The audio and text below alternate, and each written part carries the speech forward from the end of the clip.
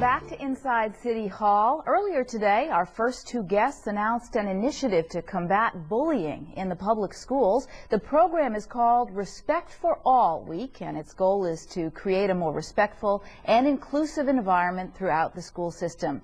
And here now to discuss that program and much more, our City Council Speaker Quinn and Schools Chancellor Klein. So great to have you both on the show tonight. Thanks for being here. Why did you need to kick off a new initiative about bullying? We know bullying is bad, and we've been trying to clamp down on it for a long time, right? Sure, but you know, we've had this program Respect for All, and we've trained lots of teachers. We've gotten some good results.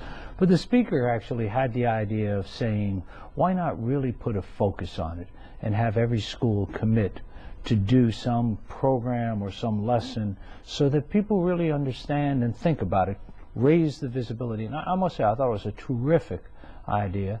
And so working together with our teams, we put this, and I've gotten, I don't know about you, Chris, but I've gotten so many emails today from schools saying thank you for doing this. It gives the kids a chance to focus on something, and we'll be throughout the city, members of the council, other officials throughout the city, talking to children, engaging them on these important issues. So the idea is then this week is focused on the concept of being inclusive, and the schools would have lectures or visitors or workshops. Give me some examples of some of the things that are going on in the schools this week. It's up to each school, whatever they want, but the school that the Chancellor and I were at today in Sunset Park, we saw in one classroom with younger children, they were doing an exercise where they put either the word men or women in the middle of a piece of paper, and then they wrote down every word that they associated either with men or women, and then they were going to have a conversation about that.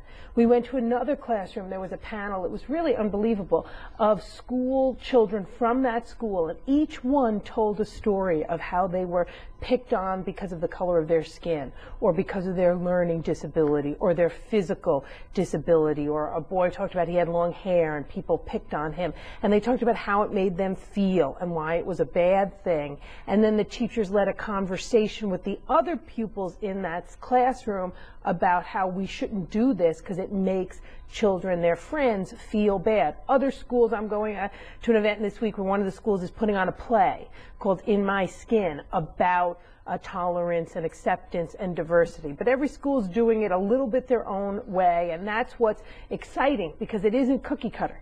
Each school's taking a moment, thinking what's going to be the best way in my school to send a message about respect for all, and the principals and teachers deserve such credit because they really are giving it a lot of thought and a lot of attention, and they're also doing it in a way that's reinforcing other important lessons in school, like the chart today. They spelled some of the words wrong. They were learning how to spell the words right, or they were learning public speaking when they were on the panel. So it's something that, in addition to creating more respect, is also going to help, you know, in other academic skills as well. I guess, you know, one question I had reading about this is, how do you really reach the bully? It seems like these programs and these initiatives are great, you know, if you're preaching to the choir, and most kids, the majority of kids, are decent to one another and want to be inclusive. But those kids out there that are just, you know, the natural born bad seeds, do these programs really change their behavior? You know, it's a couple of different things. I hope that it will change some of those behaviors, because a lot of those behaviors are born out of ignorance. Maybe ignorance that they've learned at home, who knows, but out of ignorance.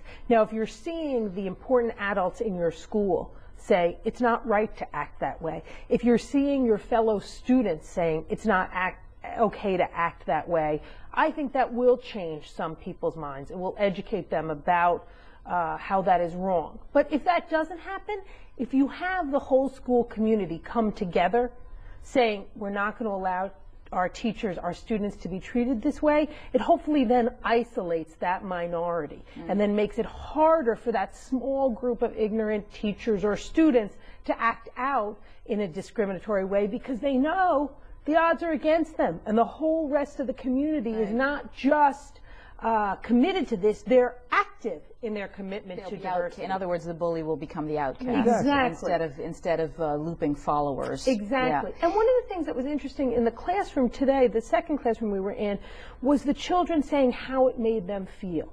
Because sometimes children just copy other children's behavior. So to see this young girl say it really hurt her when a child said she didn't want to be her friend because of the color of her skin. Not every child, although we think they do know that that would be hurtful, they don't necessarily know that. And to hear one of their peers say that, I think that was very powerful and would really teach some children. Right. Well, how are we defining bullying, Chancellor? You know, are we talking about, you know, someone saying something unpleasant about what another kid is wearing, or I mean, are there actual definitions that you're going by? It runs the gamut. Obviously, sometimes there's bullying. You know, a couple of kids picking on another kid, but there are verbally aggressive things that kids say to each other. We all know the words that shouldn't be used, and particularly we're focused on whether it's on race, national origin, religion, sexual orientation. Those are the kind of things where you can create community norms. You know, people always say, well, why, you know, there'll always be some kid will say something to somebody else, of course.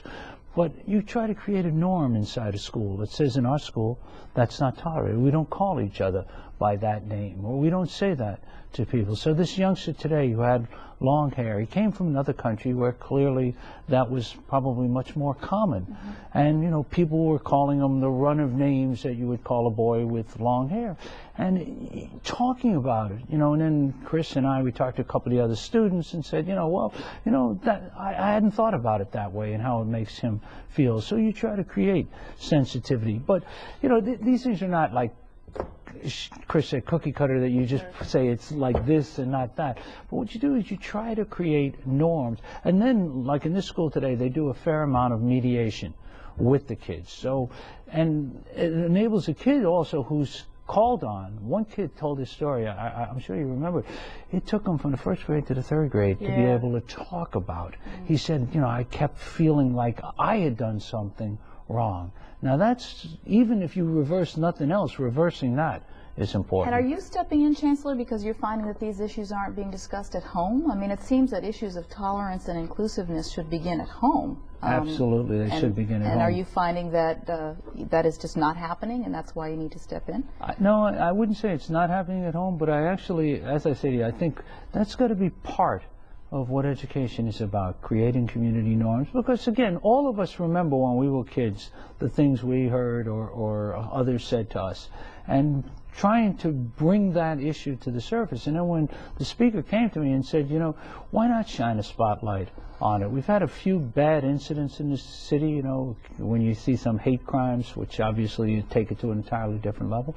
And, you know, why don't we counter message and celebrate our inclusiveness, celebrate our diversity, which this city is unique for?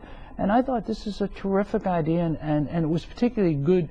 Let each school kind of do it in its own way. Don't just say everybody's going to do the same dance. Are we shining a spotlight because New York stands out compared to school districts in the rest of the country? I mean, are you seeing a rise in bullying? What the statistics that I read anyway, and correct me if I'm wrong, that out of